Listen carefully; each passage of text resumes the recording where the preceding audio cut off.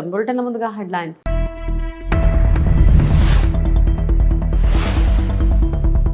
ప్రధానమంత్రి మోడీ యుఎస్ లో action packed మరియు నిర్ణయాత్మక పర్యటన.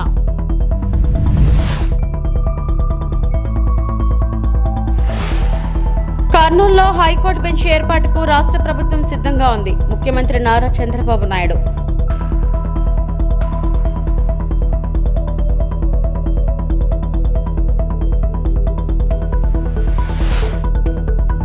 ప్రాయశ్చిత్త దీక్ష దుర్గా గుడి మెట్లు శుభ్రం చేసిన పవన్ కళ్యాణ్.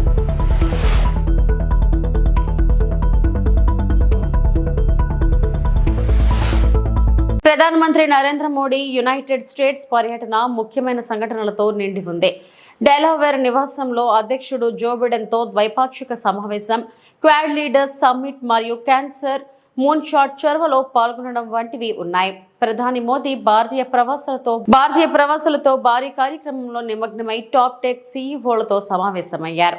మరియు నేపాల్ పీఎం కేపీ శర్మ ఓలీ, కువైట్ క్రౌన్ ప్రిన్స్, పాలస్తీనా అధ్యక్షుడు మొహమ్మద్ అబ్బాస్, వియత్నాం అధ్యక్షుడు టూలాం వంటి ప్రపంచ నేతలతో కీలక ద్వైపాక్షిక సమావేశాలు నిర్వహించారు. ఐక్యరాజ్య సమితిలో జరిగిన భవిష్యత్ శిఖరాగ్ర సదస్సులో కూడా ఆయన ప్రసంగించారు. భారతదేశం యొక్క ప్రపంచ భాగస్వాములు మరియు ప్రభావాన్ని బలోపేతం చేయడంలో ఈ పర్యటన ఒక నిర్ణయాత్మక దశగా మారింది. $7.5 मिलियन के सैपलिंग किट्स, डिटेक्शन किट्स और वैक्सीन का सहयोग देने, डेमोक्रेटिक वैल्यूज और टेक्नोलॉजी का मिलना मानव कल्याण की गारंटी देता है. और भारत एक देश है जिसके पास टैलेंट भी है, डेमोक्रेसी भी है, मार्केट भी है. और ऐसी गोल्डन अपॉर्चुनिटी रेयर होती है जो आज भारत के पास उपलब्ध है. Prime Minister wants to make sure ultimately AI is there to benefit the people of India. This is India's moment. You have to seize the opportunity. We are expanding our manufacturing capabilities in India. We have already a large research-based center in India. We plan to grow that. It's an exciting time. He clearly wants to have India front and center. Global future की बात कर रहे हैं तो human centric approach सर्वप्रथम होनी चाहिए. Success of humanity lies in our collective strength, not in the battlefield. और वैश्विक शांति एवं विकास के लिए ग्लोबल संस्थाओं में रिफॉर्म्स आवश्यक है. Reform is the key to relevance. मैं जोर देकर कहूंगा कि global action must match global కర్నూలులో హైకోర్టు బెంచ్ ఏర్పాటుకు రాష్ట్ర ప్రభుత్వం సిద్ధంగా ఉందని ముఖ్యమంత్రి నారా చంద్రబాబు నాయుడు అన్నారు. ఈ రోజు ముఖ్యమంత్రి న్యాయశాఖపై సమీక్ష నిర్వహించారు. అమరావతిలో అంతర్జాతీయ న్యాయ కళాశాల ఏర్పాటుపై ముఖ్యమంత్రి సమీక్షించారు. మైనారిటీ సంక్షేమ శాఖపై రాష్ట్ర ముఖ్యమంత్రి నారా చంద్రబాబు నాయుడు సమీక్ష నిర్వహించారు. మైనారిటీ సంక్షేమ పథకాల పునర్వ్యవస్థీకరణలో భాగంగా కడప హజ్ హౌస్, గుంటూరు క్రిస్టియన్ భవన్ ను పూర్తి చేయాలని అధికారులను ఆదేశించారు.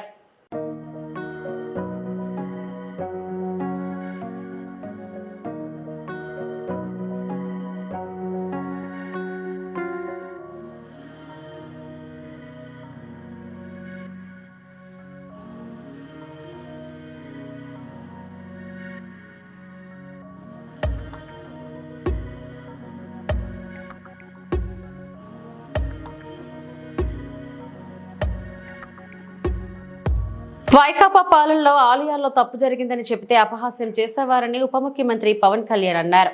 అపవిత్రం జరిగినప్పుడు బాధ్యత ఉన్న వ్యక్తులు సమాధానం చెప్పాలన్నారు. తిరుమల లడ్డు కల్తీ ఘటన నేపథ్యంలో పవన్ ప్రాయశ్చిత్త దీక్ష చేపట్టారు. దీనిలో భాగంగా విజయవాడ ఇంద్రకీలాద్రి దుర్గగుడిలో ఆలయ మెట్లను పవన్ శుభ్రం చేశారు. అనంతరం మీడియాతో మాట్లాడుతూ వైకాపా నేతల తీరుపై ఆగ్రహం వ్యక్తం చేశారు. కానీ ఈరోజు నేను మాట్లాడుతుంది ఈ ప్రాయశ్చిత్తం దేనికి దీక్ష అనుకుని నేను ఎప్పుడు మీ అందరికీ తెలుసు. 5 సంవత్సరాల వైసీపీ పాలనలో ఇదే దేవాలయంలో కనకదుర్గ అమ్మవారి రథం తాలూకు మన సింహాలు మాయమైనవి, కొన్ని ఇబ్బందులు తప్పులు జరిగినాయి అంటే ఒక్కొక్కరు ఎలా మాట్లాడారు వైసీపీ నాయకులు. వాళ్ళెవరు ముస్లిమ్స్ కాదు, హిందూస్ కాదు, వాళ్ళెవరు ముస్లిమ్స్ కాదు, క్రిస్టియన్స్ కాదు, హిందువులే అందరూ. పొద్దున్నేస్తే తాళ్ళు కట్టుకునే వాళ్ళు, బొట్లు పెట్టుకునే వాళ్ళే. కానీ ఒక తప్పు జరిగింది, ఒక అపవిత్రం జరిగింది అంటే పదవులు అనుభవిస్తూ ఉన్నవాళ్ళు, పొద్దున లేస్తే గుళ్ళకి వెళ్ళేవాళ్ళు, వీళ్ళు అపహాస్యం చేస్తూ ఉన్నారు, వీళ్ళు వెటకారం చేస్తూ ఉన్నారు. ఈ ఎంటైర్ ఈ విషయంలో వాళ్ళు మతం పుచ్చుకున్నారా లేదో నాకు అన్నీ తెలియదు. వైవి సుబ్బారెడ్డి గారు ఉన్నారు, భూమన కరుణాకర్ రెడ్డి గారు ఉన్నారు, వారి కుటుంబ సభ్యులు ఉన్నారు. ఎవరైనా సరే మీరు మతం పుచ్చుకున్నారా లేదో నాకు తెలియదు. అవన్నీ అది మీరు బయటికి చెప్పుకుంటారా లేదో నాకు తెలియదు. నేను అది కూడా మాట్లాడట్లా. కానీ మీరు బాధ్యత తీసుకున్నారు. మీరు హైందవ ధర్మాన్ని కాపాడుతానని మీరు బాధ్యత తీసుకున్నప్పుడు కాపాడాల్సిన అవసరం మీ మీద ఉంది. బోర్డుని మీరు స్థాపించారు, మేము స్థాపించాల. తప్పులు జరిగినాయి. తప్పులు జరిగితే వైఎస్ జగన్ గారు ఏం చెప్పాలి? ఒకవేళ నాకు తెలియకుండా మేము ఆయన బ్లేమ్ చేయట్లా. కానీ మీ ఆధ్వర్యంలో జరిగింది, మీరు కాన్స్టిట్యూట్ చేసిన బోర్డు వల్ల జరిగిన తప్పిదాలు ఇవి, మేము ఇవి కనుగొన్నాం.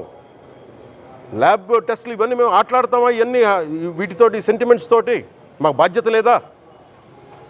నేను నిజంగా కనుక చాలా బలమైన సనాతన ధర్మాన్ని పాటించేవాడిని. చిన్నప్పటి నుంచి పొద్దున్న లేచినప్పటి నుంచి రాత్రి పడుకునేదాకా మా ఇంట్లో రామనామం ఉండేది, రామ జపం ఉండేది మా ఇంట్లో. అలాంటి రామభక్తులం మేము. కానీ రామతీర్థం విగ్రహాన్ని, రాముడి విగ్రహాన్ని శిరచ్ఛేదం జరిగినప్పుడు ఒక సగటు సనాతనవాదిగా, సగటు హిందువుగా, సగటు రామభక్తుడిగా బయటకు వచ్చి చాలా గొడవలు చేయగల సత్తా ఉన్నవాడిని గుర్తుపెట్టుకోండి. ముఖ్యంగా వైసీపీ నాయకులకి, నన్ను విమర్శించే దేశ యావత్తు నన్ను విమర్శించే ప్రతి ఒక్కరికి తెలియజేస్తున్నా, గొడవ పెట్టుకోవాలంటే చాలా బలంగా గొడవ పెట్టుకోవాలి. కానీ నాది పేదవాళ్ళ కష్టాలు, క్రిమినలైజేషన్ ఆఫ్ పాలిటిక్స్, వీటి మీద మేము మాట్లాడతాం, వీటి మీద తప్పించాం. ప్రజలు బాగుండాలి, కాన్స్టిట్యూషన్ వాల్యూస్ని అప్హోల్డ్ చేయాలి, రాజ్యాంగం బాగుండాలి, వీటి కోసం తపన పడేవాళ్ళు. కానీ సెక్యులరిజం పేరు మీద తిరుమల లడ్డు కల్తీ ఘటన నేపథ్యంలో AP deputy CM Pawan Kalyan ప్రాయశ్చిత్త దీక్ష చేపట్టిన విషయం తెలిసిందే. దీనిలో భాగంగా విజయవాడ ఇంద్రకీలాద్రిపై ఉన్న కనకదుర్గ ఆలయంలో ఆయన శుద్ధి కార్యక్రమం నిర్వహించారు. తొలుత ఆలయ అధికారులు పవన్ స్వాగతం పలికారు. అనంతరం ఆలయం వద్ద మెట్లను ఆయన శుభ్రం చేశారు. ఆ తర్వాత మెట్లకు పసుపు రాసి కుంకుమ బొట్లు పెట్టారు. వేద పండితుల మంత్రోచ్చరణల మధ్య ఈ కార్యక్రమం నిర్వహించారు. అనంతరం దుర్గమ్మను పవన్ దర్శించుకున్నారు. ఎంపీలు కేశినేని శివనాథ్, బాలశౌరి, ఎమ్మెల్సీ హరిప్రసాద్ తదితరులు పాల్గొన్నారు.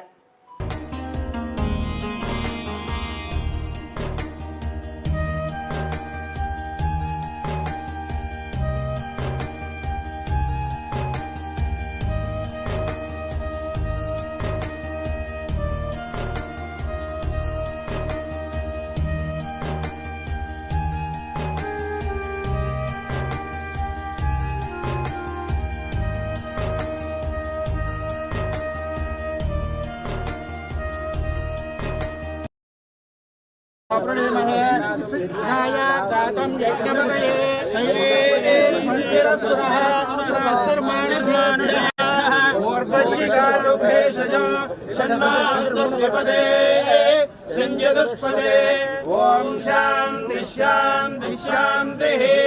పవమానస్సు వర్జనః పవిత్రేణ విచర్షణే పునాతుమా పునంతుమా దేవ జనాః పునంతుమనవోధియ ఆయవః జాతవేదః పవిత్రవదో పవిత్రేణ పునాహిమా శుక్రేణ దేవదీర్యతో కృత్వా కృత్వమునో చిత్తే పవిత్రమర్చి వితతమంతరా బ్రహ్మణేన పునీమహే గుహాఢ్యాం దేవ సవితః పవిత్రేణ సవేన చ ఇదం బ్రహ్మ పునీమహే వైష్ణవ పునతే దేవ్యాగాదు యస్కై భక్తే స్తనవో వేదపృష్ఠాః తయా మనందస్స పదయోరయేణ వైశ్వానరో రశ్మిభిర్మా పునాదు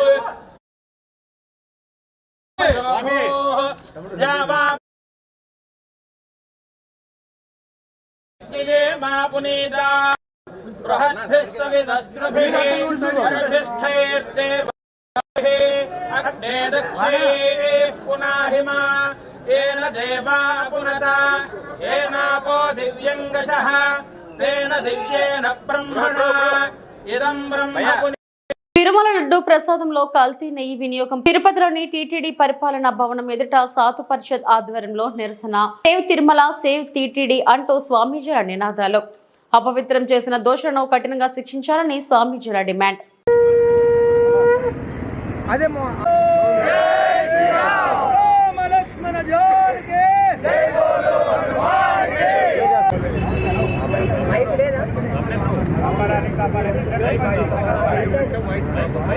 తిరుమల లడ్డు అపవిత్రం చేసే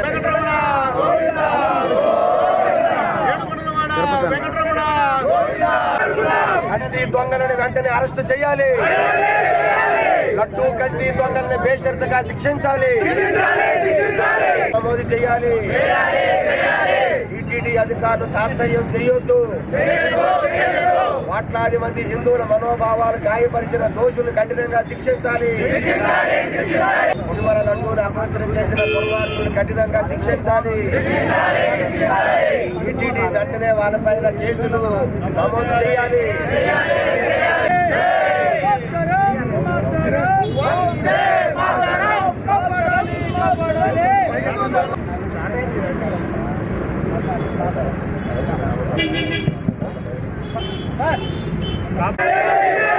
లడ్డు కల్తీ దొంగలు కఠినమైన శిక్షలు వేయాలి. జగన్మోహన్ రెడ్డి క్షమాపణలు చెప్పాలి.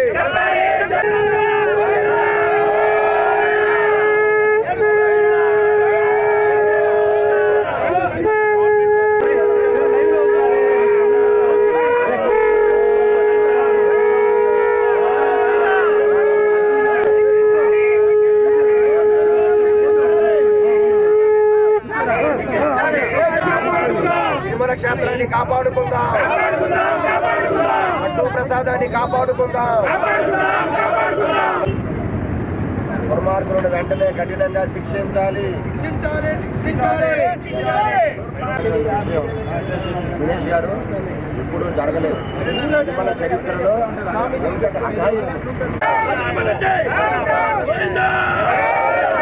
టీటీడీకి సంబంధించి 180 ఆస్తులు అమ్మటానికి ప్రయత్నం చేస్తే నేను అడ్డుకున్నా.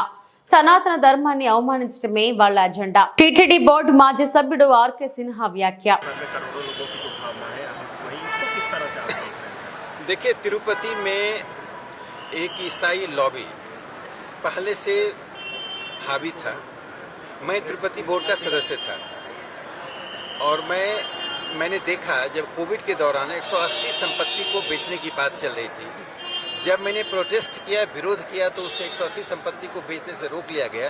बिना टेंडर का सभी संपत्ति को किसको बेचा जा रहा था ये साफ जाहिर था.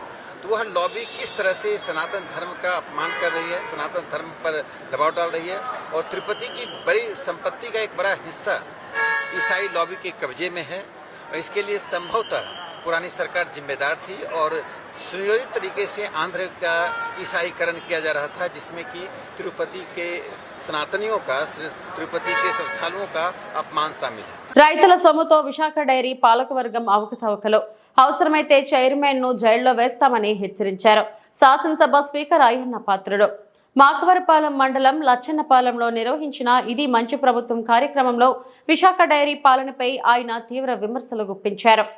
సొసైటీ ప్రెసిడెంట్లకు 4 గ్రాముల బంగారం ఇచ్చి సొసైటీ నుంచి 39,100 రూపాయల రైతుల సొమ్ము దోచారని ఆరోపించారు. సొసైటీల సొమ్ముతో షీలానగర్లో ఆసుపత్రి ఏర్పాటు చేసి రైతులకు కేవలం నామమాత్రం చికిత్సలు అందిస్తున్నారని విమర్శించారు. రైతుల పిల్లల ఇంజనీరింగ్ చదువుల పేరుతో ఎలమంచిలలో డైరీ రైతుల సొమ్ముతో స్థలం కొని ఎవరిని సంప్రదించకుండా దాన్ని అమ్మేశారని ఆగ్రహం వ్యక్తం చేశారు. చంద్రబాబు నాయుడు గారి ప్రభుత్వం వచ్చి 100 రోజులైంది, అంటే 3 నెలల 10 రోజులైంది. ఈ 3 నెలల 10 రోజుల్లో మరి గత ప్రభుత్వంలో మీరు చూశారు, రాష్ట్రం అంతా అప్పుల పాలైపోయింది. మీ అందరికీ తెలిసిన విషయమే, మీ నాయకులందరికీ తెలుసు. కొన్ని వేల కోట్ల రూపాయలు అప్పు చేసాడు. దీనివల్ల నాకు ఉపయోగం లేదు, రైతులకు ఉపయోగం. నాకు ఆవుండే గీతం లేదు. నేను పాల సొసైటీలో మెంబర్ కాదు, నేను రైతుల కోసం మాట్లాడుతున్నానని చెప్పేసి ఉన్నది చెప్పాడు. ఆ సెక్రటరీ వాస్తవం అతను ముందు పెట్టి మాట్లాడాను. ఎన్ని వాస్తవం మన డబ్బు తీసేస్తున్నారు. ఇంకో విషయం మర్చిపోయాను. మీరు ఇచ్చిన పాలు ఉన్నాయి కదండి, ఈ పాలు పోస్తున్నారు కదా, ఆ పాలు విశాఖపట్నం డైరీని పెట్టుకొని ప్రజలకు అమ్ముతుంటారు. ప్రజలు జనం కొనుక్కుంటారు కదా ప్యాకెట్లు. ఈ తెలివితేటలు ఏంటంటే ఇక్కడ తక్కువ రేటు, విశాఖపట్నం జిల్లాలో తక్కువ రేటు వస్తుంది. అంటే తులసిరావు కొడుకు ఏం చెప్పారంటే అతనిగా చైర్మన్, మన జిల్లా పాలన్నీ కలిసి పెద్ద పెద్ద ట్యాంకర్లో హైదరాబాద్ తీసుకెళ్లి హైదరాబాద్ అమ్ముతున్నాడు. కరెక్ట్ అని చెప్పింది, హైదరాబాద్ అమ్ముతున్నాడు. అమ్మా ఎందుకు అమ్ముతున్నారని చెప్పి ఎంక్వైరీ చేశారు. మనకంటే హైదరాబాద్ పాలు ఎక్కువ రేటు, డబల్ రేట్. అంటే ఈ సొంత రాజులు ఉన్నాయి కదా సార్, డైరీలో సొంత రాజులు పంపించి అక్కడ హైదరాబాద్ మార్కెట్లో అమ్ముతున్న డబల్ రేటుకి ఎంత డబ్బు వస్తుంది దాని మీద. ఇక్కడ పాలు 10 రూపాయలు అయితే అక్కడ 20 రూపాయలు హైదరాబాద్లో. ఈ పాలు తీసుకెళ్లి 20 రూపాయలు అక్కడ అమ్ముతున్నారు. ఎంత జ్ఞానం అది? ఇవన్నీ కూడా ఖండించకపోతే తప్పు. రైతులు ఎంతమంది ఉన్నారు? 3 జిల్లా సొసైటీకి, విజయనగరం, శ్రీకాకుళం, విశాఖపట్నం.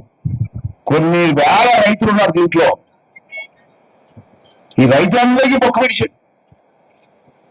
ఎవరో మాట్లాడి బయటపడతారు. విశాఖపట్నం జిల్లా ఎమ్మెల్యే భయం. నేనే మాట్లాడుతున్నాను ఫస్ట్. చూద్దాం ఏమవుతుందో, మరి ఏం చేస్తారు చూద్దాం. కుప్పం నియోజకవర్గంలోని గుండెశెట్టిపల్లి పరమానముద్రం వద్ద కాలువను పరిశీలించి అధికారుల నుంచి వివరాలు అడిగి తెలుసుకున్న మంత్రి రామనాయుడు. అనంతరం కుప్పం ఆర్ఎండ్బి అభ్యర్థులు మీడియా నిర్వహించారు. ఈ సందర్భంగా ఆయన మాట్లాడుతూ గత ప్రభుత్వం హంద్రీనీవా మీద మంచి నాటకాలతో రక్త కట్టించారు. సీఎం హోదాలో జగన్ హంద్రీనీవా జలాలు విడుదల నాటకం ఆడి ప్రజలను పక్కతోవ పట్టించాడు. 10% మిగిలి ఉన్న హంద్రీనీవా పనులను గత 5 సంవత్సరాల్లో పూర్తి చేయాలని చేతకాని దద్దములు గత పాలకులు అని అన్నారు. తొందరలోనే కుప్పానికి హంద్రీనీవా జలాలు మారుతాయని అన్నారు.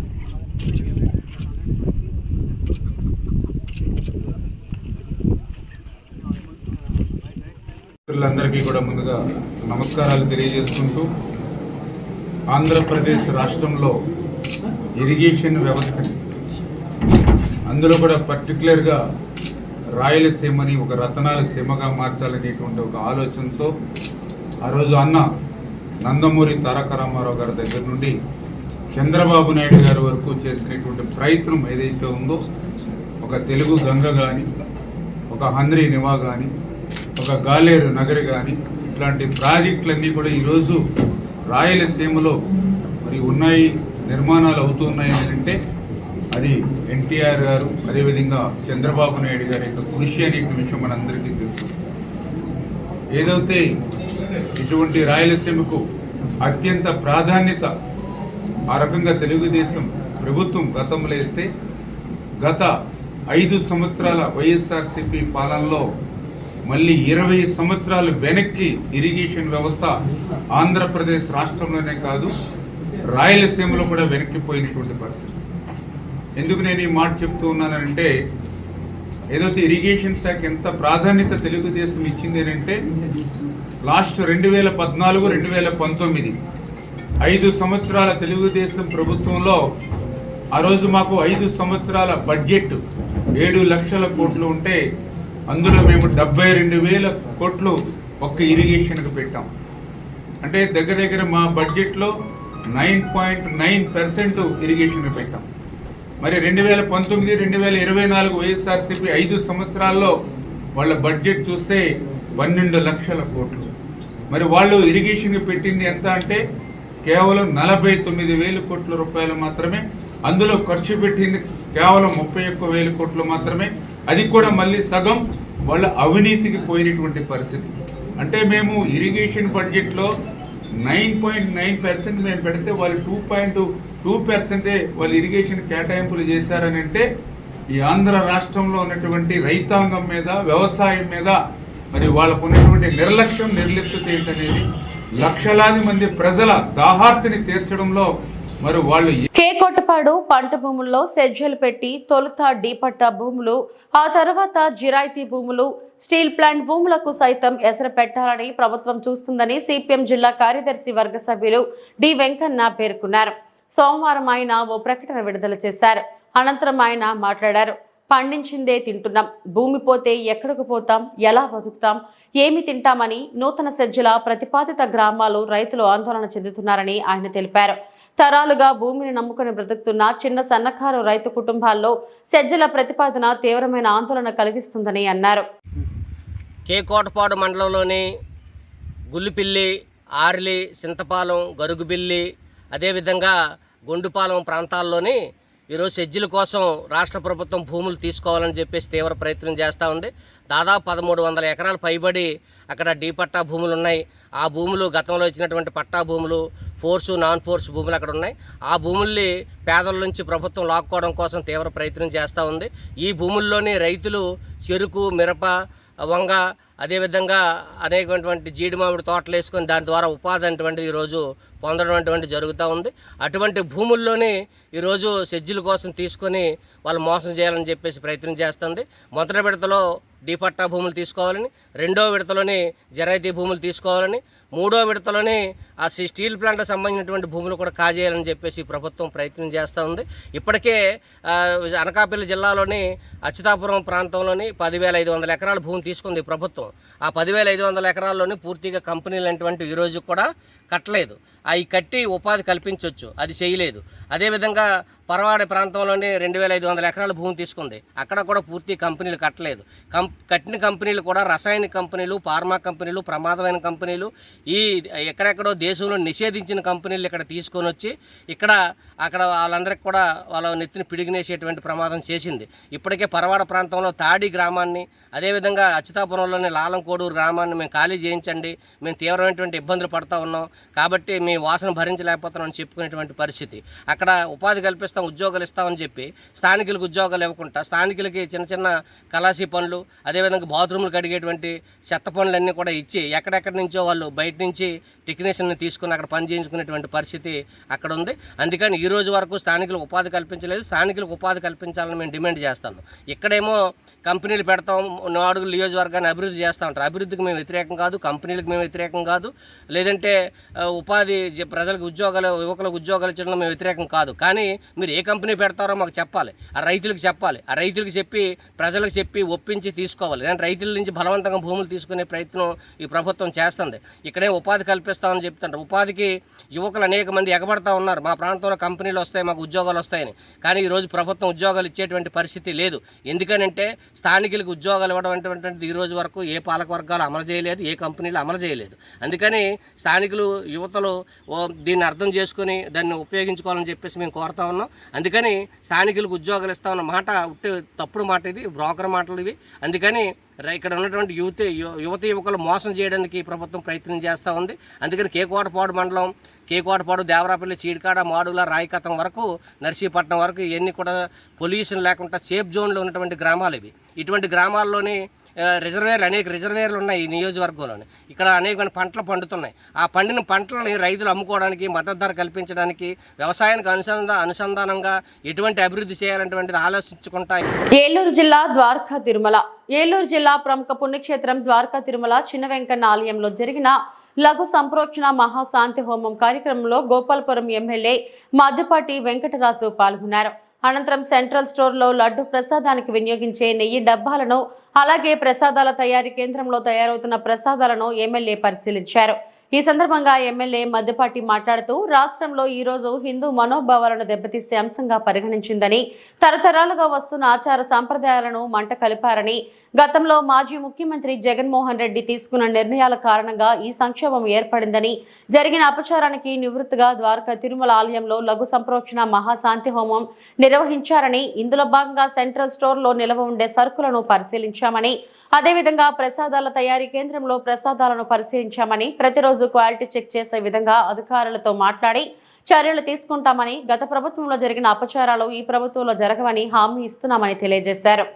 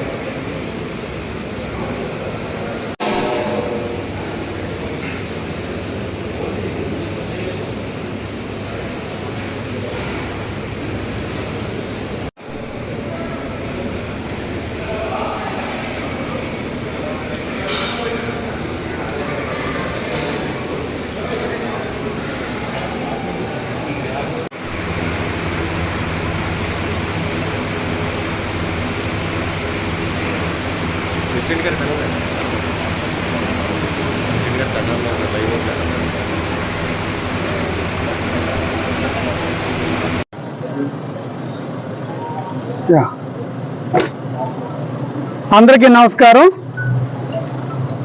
ఈరోజు రాష్ట్రంలో ఒక ప్రధాన అంశంగా ఏదైతే హిందూ భక్తుల మనోభావాలు దెబ్బతీసే విధంగా, అదేవిధంగా ఏదైతే తరతరాలుగా వస్తున్న సంప్రదాయాల్ని ఆచారాల్ని మంటగలిపే విధంగా గతంలో జగన్మోహన్ రెడ్డి గారు తీసుకున్న ఒక దుర్బుద్ధితో కూడిన ఆలోచన నిర్ణయాల వల్ల ఈ రోజున ఒక సంక్షోభానికి దిశగా విశ్వాసాల మీద దాడిగా గుర్తించడం జరిగింది శ్రీ నారా చంద్రబాబు నాయుడు గారు.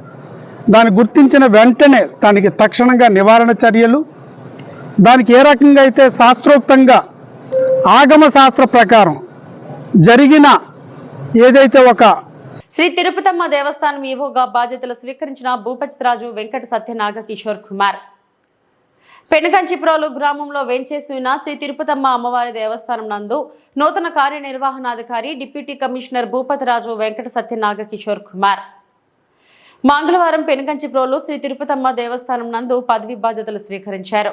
అనంతరం వారు మాట్లాడుతూ ఆలయంలో అమ్మవారి యొక్క వైభవాన్ని ముందుకు తీసుకువెళ్తారని, భక్తులకు ఎలాంటి లోటుపాట్లు లేకుండా చూస్తారని తెలిపారు. ముందుగా తిరుపతమ్మ అమ్మవారిని దర్శించుకున్నారు. అనంతరం వేద పండితులు ఆశీర్వచనం చేయగా ఆలయ అధికారులు ప్రసాదాలు అందజేశారు. కార్యక్రమంలో దేవస్థానం సిబ్బంది పాల్గొన్నారు.